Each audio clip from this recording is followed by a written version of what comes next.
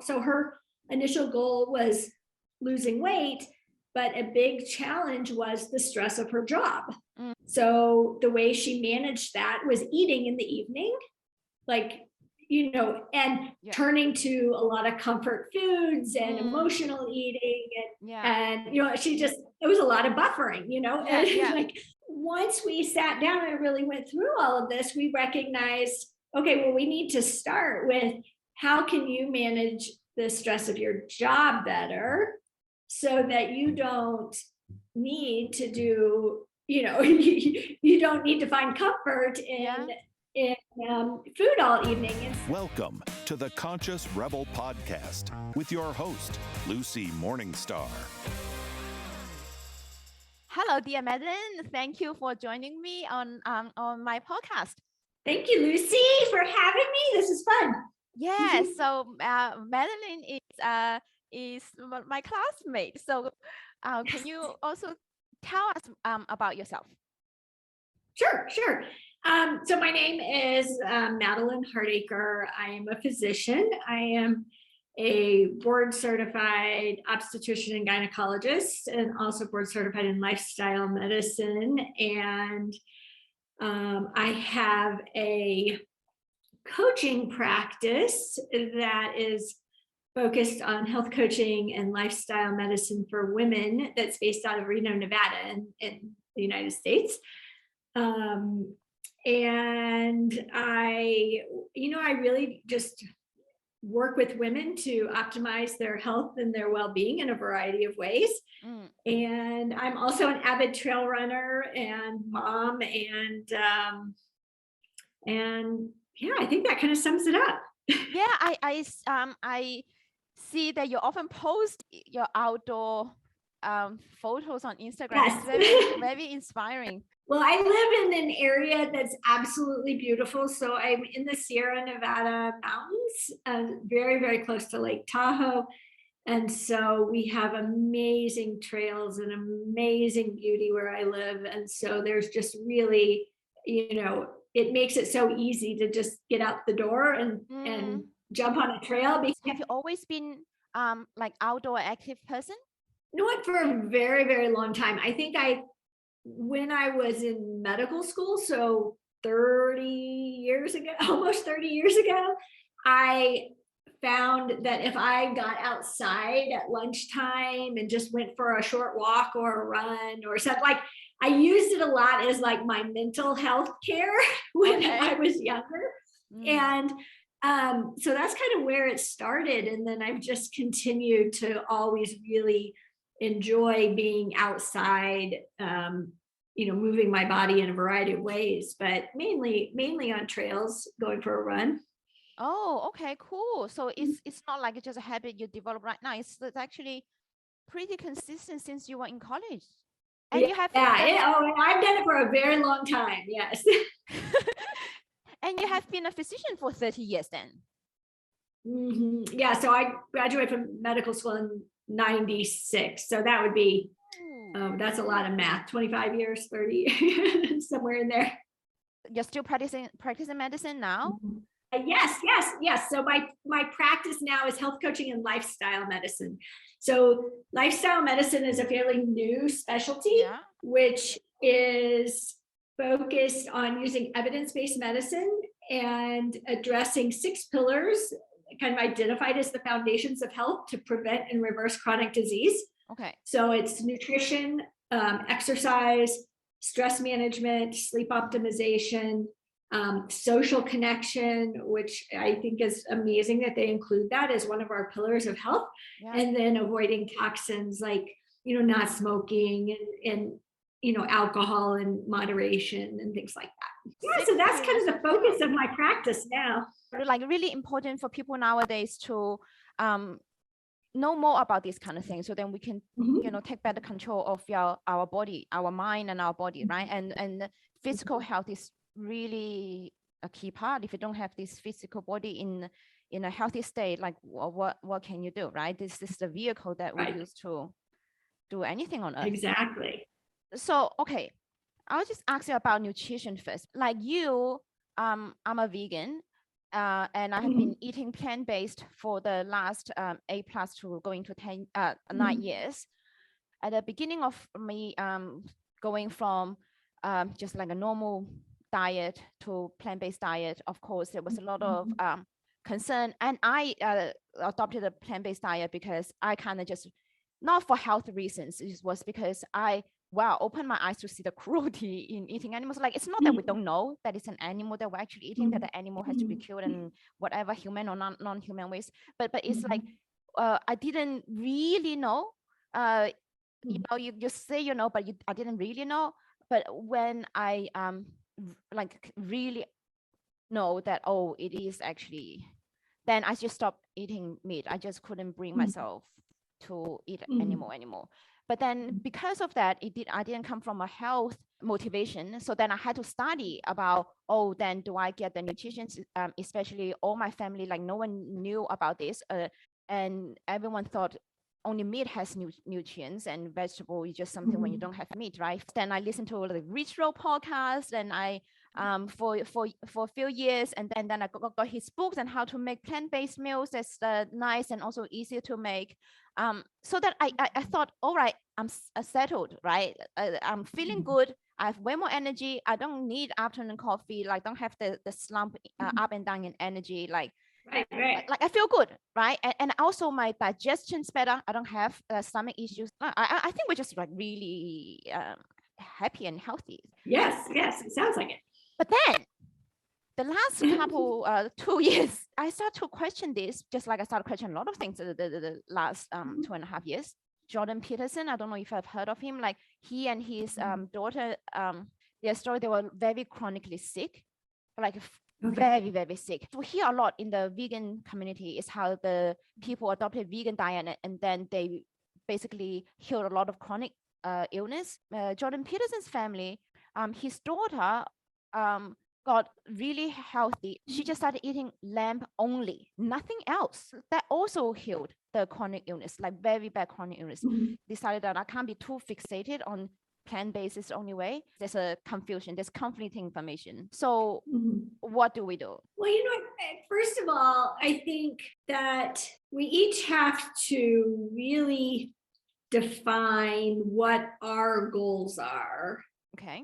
As far as like when we're looking at our own nutrition and how we want to feed and fuel our body, then recognizing like, okay, what is our goal? Because I've worked with a lot of women and I realized not everybody has the same goal that I have. Like, you know, I have this goal of a very long, healthy, active life. Not everybody has exactly that goal, you know, and some people have very specific goals for weight loss or very specific goals to manage a chronic disease or, you know, so, you know, I think that first of all leads to some confusion because you really do have to think about like, okay, what are you really working towards? Because if your goal is weight loss, there's lots of different approaches to that. Yeah. If your goal is longevity, well, okay, well then there's, you know, goals there. So that's the first thing to think about. The next thing to think about, like with your example of this gentleman and his daughter that you're referring to, I think it's also important to recognize that when you're looking at these different eating patterns, and I guess I'm most familiar, obviously, with my own culture here in the United States, but there are lots of different diets or ways to eat that are better than the standard American diet. Yeah. So you know, so when you look at, okay, you know, maybe, you know, you take a person with a certain disease process and you put them on a plant-based diet and, you know, maybe they get better, or they could go on a paleo diet and maybe get better, or maybe they eat lamb like you're referring to and they get better. But like each of those things is taking them away from the standard American diet. Okay. So there can be like definitely like there's lots of healthier ways to eat than the way like the typical American eats. So okay, so let me just ask you, when we talk about standard American diet. Can we be a little bit more specific? What is the standard American diet that the cause of health problems from what you put into your mouth? Right, What is right. that? So the standard American diet, first of all, is filled with a lot of ultra processed food. Processed food. Okay. Mm-hmm.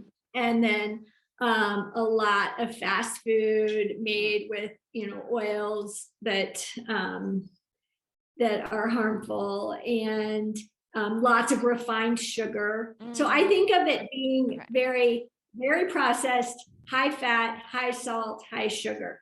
And that doesn't contribute in any positive way to our health. And so anything that takes us away from that is going to be an improvement. So, so although my personal preference is a whole food plant-based diet, I work with women who want to take a more a bit more paleo approach to their eating, or they have other ideas of things that they want to try, and ultimately I feel like, okay, well, that's better than what you're eating now. So then, if that's something that interests you, let's move that direction. So I get you. So it seems like, I get you. It seems like no matter whether you choose to eat meat, animal products, or a plant-based product, common theme is to deviate from the American diet.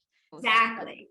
Okay. So you're going to improve your health by just moving away from that. Okay. And then you start getting into the nitty-gritty of the okay, well, do you eat meat? What types of meat do you eat? Do you eat the proportions on your plate? Are you plant predominant, where you're more of a Mediterranean approach, where you maybe have some fish and a little bit of dairy, but you have still lots of whole grains and vegetables and things like that. I've just recently read an article about what our ancestors eat. The article basically says gathering is more plants and all that kind of stuff, but when you have a hunt down a big animal, then that is like a kind of big meal or a celebration, and then people start learn to preserve some of this, and then for the other days. So the question then is, are meat really more nutritious than plants? Just as far as the nutrient density of meat, is that what you're asking about? Well, I mean, meat certainly has a nutritional value in the form of, you get heme iron and you get protein, and there are certainly beneficial things in our meat. But is there a nutritional value above and beyond what you can get out of a plant-based diet? I don't feel like there is. Like if you have to kind of look at the whole package and recognize, okay, well, there is a nutritional density to that meat, but then there's also risk to, there are benefits and risks, and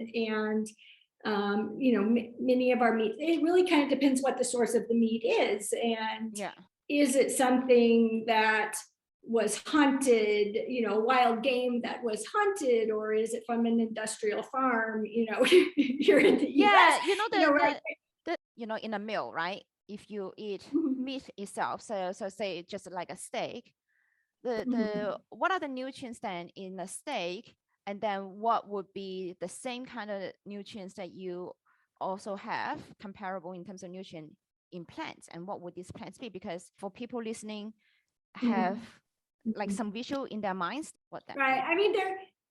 I wish I had something right here in front of me.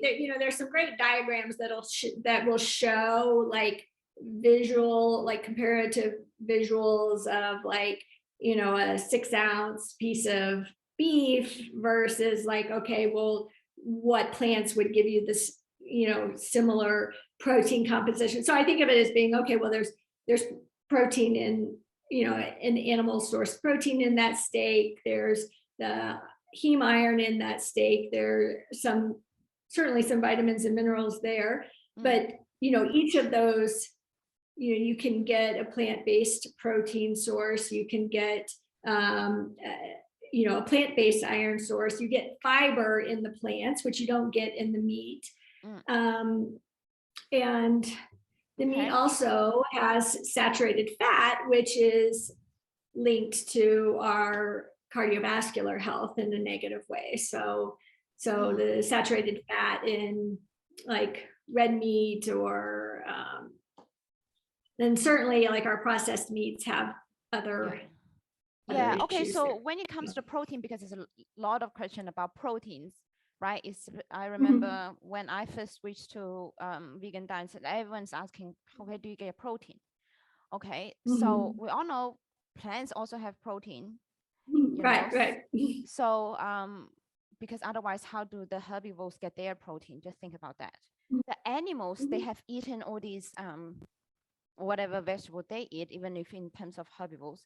The argument I've heard is like one piece of meat, or red meat or chicken or whatever, it will have most or all of those different kinds of proteins that your body will need. But if you were to eat plant, and you have to eat different kinds of plants in order to have all the proteins that you can get from one single kind of meat. So tell us about that. Right. Yeah. No, there is some truth to that, in that there are, different amino acids that that serve as that protein source, and so but there are plant foods that have all of those amino acids, like quinoa and amaranth, I believe, is another one. But in general, like the way I think about it in my mind is just knowing that I eat a wide diversity of plants, thus I'm getting all of those amino acids by having a diversity, knowing that, okay, well, I'm going to have some, like I just had dinner and I put, I added pumpkin seeds and hemp seeds to my baked potato. I had a baked sweet potato with black beans and then pumpkin seeds and hemp seeds.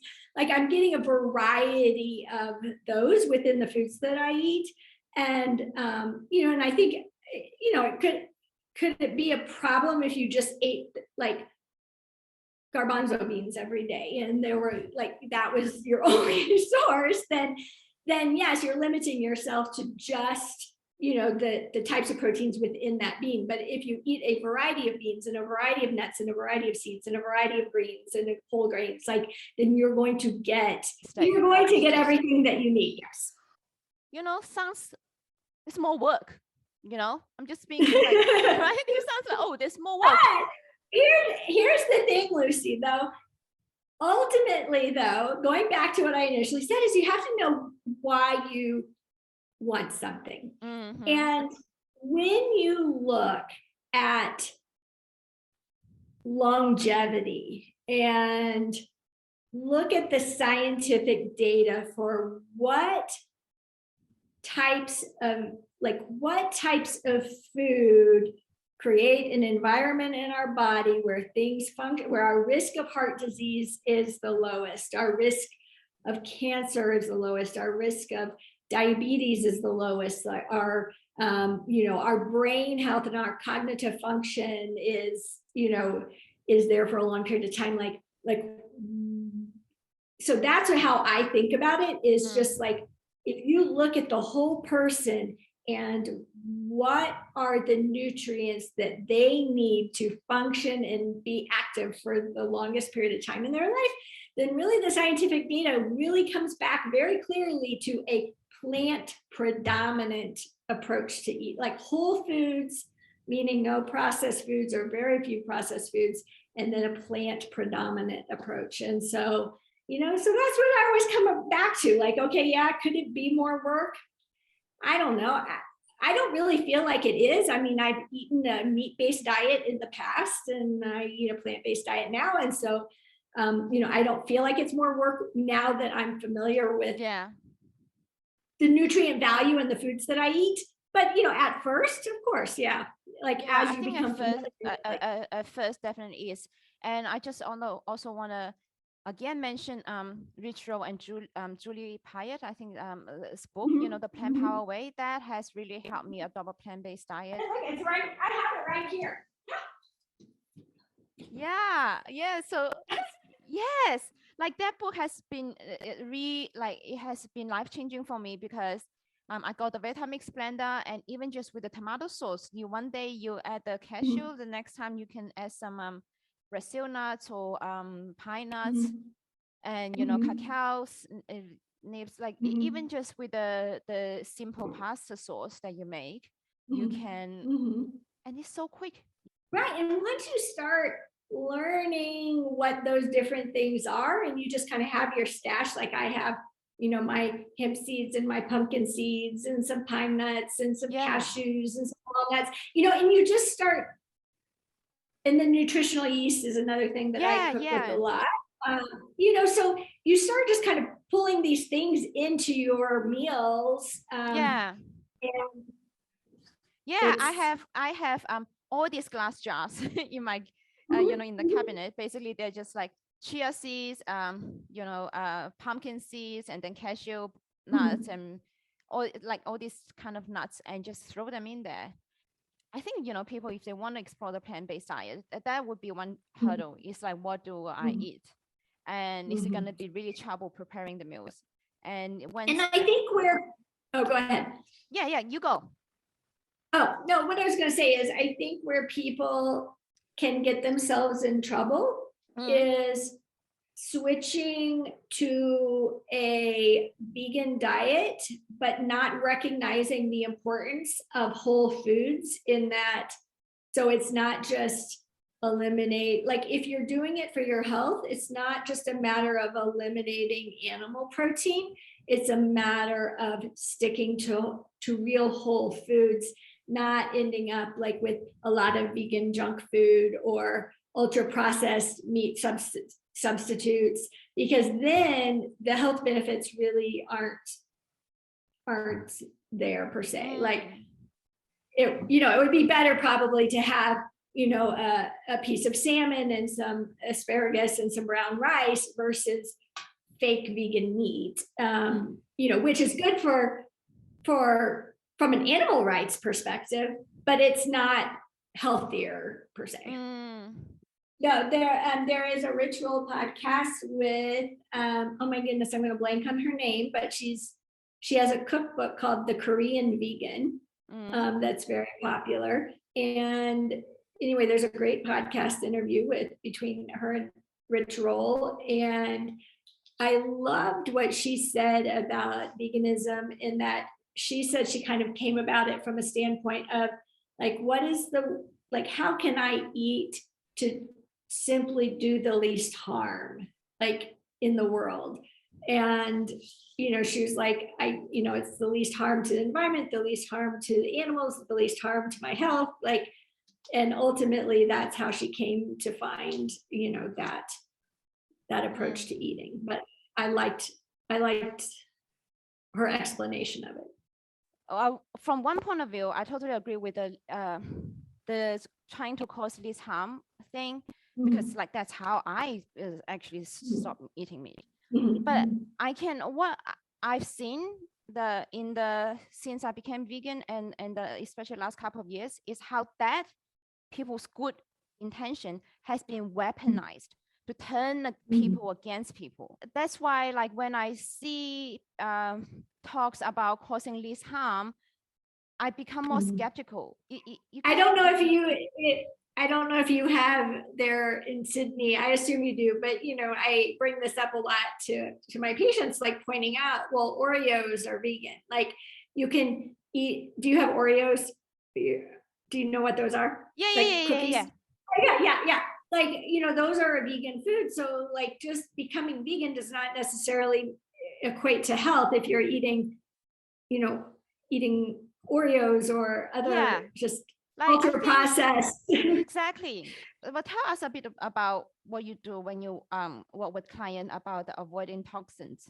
I primarily focus more on just our exposures that are so common, just like with alcohol and tobacco and things like that. So I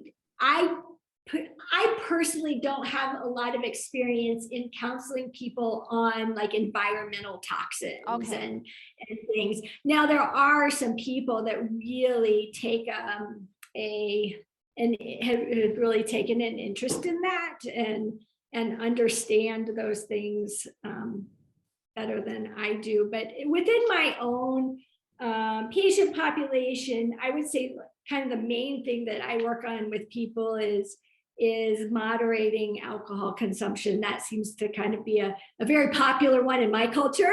So how is that so? Like I because I don't drink alcohol at all, and I know in the the life coach school coaching program that we went through, like it seems like over drinking is kind of a big deal. Why is like drinking wine such a big thing? I think it's a coping mechanism for a lot of people.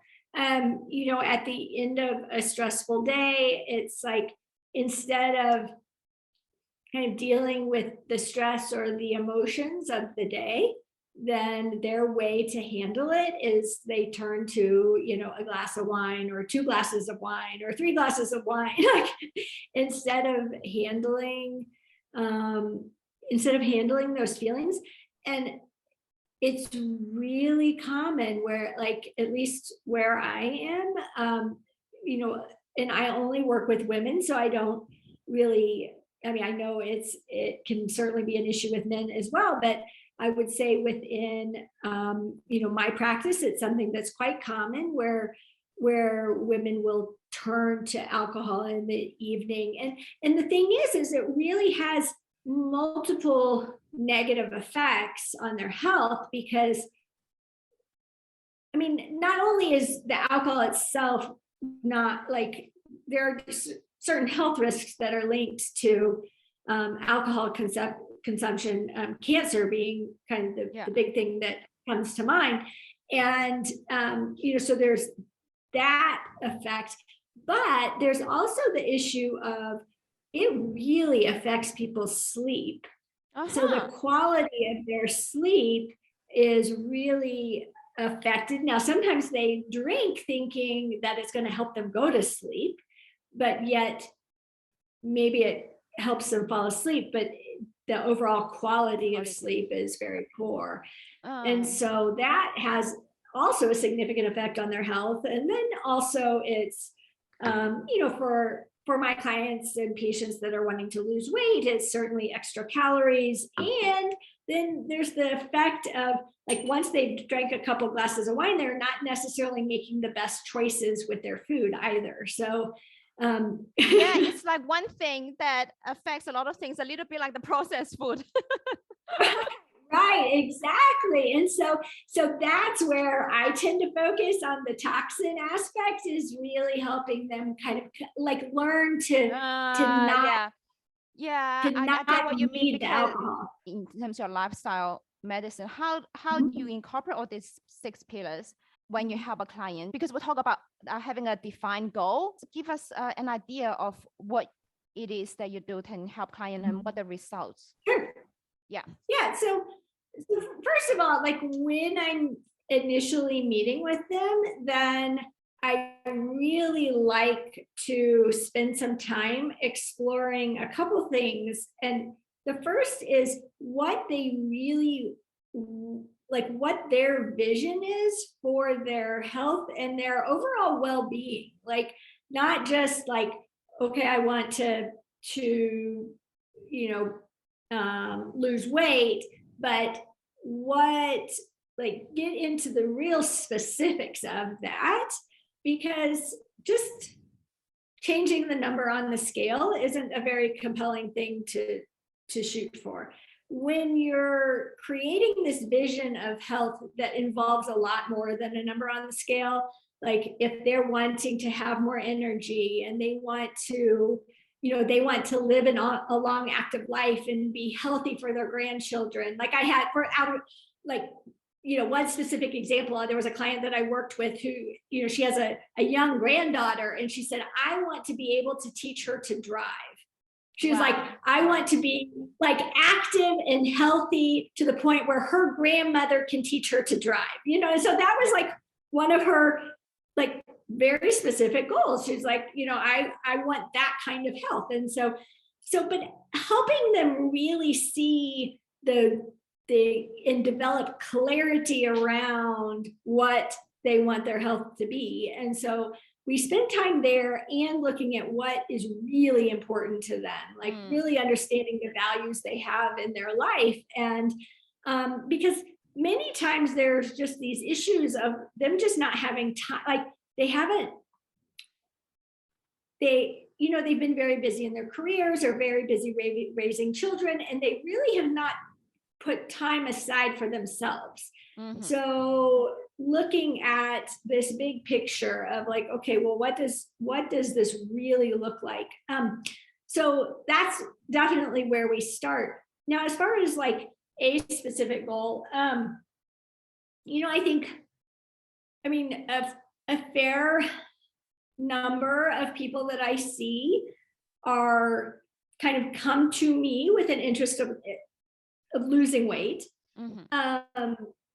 I can use a specific example. Yeah, that'd be good. Like, like I had a woman who came to me wanting to lose weight. She was a very busy attorney. And when we really started looking into, because kind of the next thing I do after them kind of really developing some clarity around what they want is looking at what the challenges are to them getting there. Like, what are all the barriers that they see? And her, so her initial goal was losing weight, but a big challenge was the stress of her job. And she felt like that stress was really interfering with her ability to lose weight, because she had a very high stress, high anxiety job. And so the way she managed that was eating in the evening,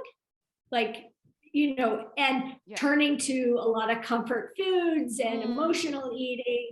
And it was a lot of buffering, and alcohol and chips and cookies and, everything. And probably not a healthy meal either when she's so busy, probably just some quick meal, like the standard American quick meal. Yeah. Right. So really, once we sat down and really went through all of this, we recognized, okay, well, we need to start with how can you manage the stress of your job better so that you don't need to do, you don't need to find comfort in food all evening. And so we, initially really worked on the stress and anxiety. It was primarily in the courtroom that she had anxiety. And so we really worked through how she could be more, develop that self-confidence in the courtroom. And which worked beautifully, because then all of a sudden she was coming home and not feeling that same anxiety all evening, not needing to snack, not needing to, and so, that's just one example, but, a lot, everyone I work with, there's usually like a couple very significant challenges that they have between where they are and where they want to be with their health. Yeah. And, so we really try to kind of tease apart those things that feel really challenging and kind of create some strategies around those. Yeah, so it seems that the 6 pillars are very interconnected. And in the case of your lawyer client, stress is probably causing a problem in a lot of the other areas too. And once you identify that more of the main cause, I think, right, then it makes the process of healing much easier. Absolutely, because all of a sudden they start realizing that they have that energy and that confidence to start taking on other, taking on these other things once we kind of initially identify like that underlying thing that's keeping them stuck. Yeah. So even though we spend a lot of time talking about nutrition and then avoiding toxin, and if we don't deal with the stress and actually bring down people's anxiety level, they are not going to have the capacity to start looking at whole foods, and they would be just default to the standard American diet because it's easy and fast. Right. And they get very overwhelmed. Like if if you just go straight to their diet and say, okay, well, let's start changing what you're eating. Okay, well, that feels very overwhelming because like change is really hard. And if you have a lot of underlying stress and anxiety and things like that are occupying your brain a lot, like a lot of the time, then it's like you don't have the brain energy to go to the grocery store and plan your meals for the week and all of those things. And so but it is takes your brain power to think about what you eat and then go shopping and then actually make it and then clean up, right? I find that the main thing is actually like for me, the thing that consumes most of my brain power is actually figuring out what to eat. If people are dealing with a high level of anxiety and stress, they don't even have the capacity. So, and like how that primitive brain, and when you're dealing with a lot of stress and anxiety, then your brain just goes to like comfort food. That's like, it's like, okay, well, what can I make? Like, what highly palatable thing can I have tonight for dinner? Like pizza or a burger and fries. Like your brain just wants that comfort because it's, you're in that kind of survival mode. Yeah, you're seeking comfort and you're also kind of avoiding pain because the pain is like not having to think about things. And so, it's all very, very intertwined, which makes it really fun. Like I love what I do and I love teasing apart those different parts of people's lives and kind of, I always start like wherever they feel ready to start. So they usually, like after we create that vision of what they want, then I kind of open it up to them and say, well, okay, what are some things that you're ready to try? Like, and it might be exercise, it might be, sometimes they simply say, you know what, I'm not ready to change anything that I'm eating. Like, I'm not there yet. And I'm like, that's fine. Like, let's work on something else. So we might, work on their stress or work on their sleep, and it makes it very, like, it makes it, kind of easy for them to get started when they recognize that I'm not going to make them like change everything and change all their food like all at once. It really is like wherever they feel ready to start is perfect. Okay. What kind of women that you work with and what you help them achieve, and then how do they find you and find out if they can work with you or they want to work with you? So I work with really any women that are wanting to really address their health and their overall well-being just from the foundations. My practice is Women's Health Elevated. So it's womenshealthelevated.com, and I'm on Instagram as Women's Health Elevated. And that's how you can get a hold of me. On my website, there is a place where they can just schedule a free appointment. And it's either a phone call or a video chat. And we just, we talk and kind of see what they're looking for and, what their health challenges are or what they're trying to figure out. And so, and then, I kind of go over the details of my practice but that's all free and they can just schedule that on my website.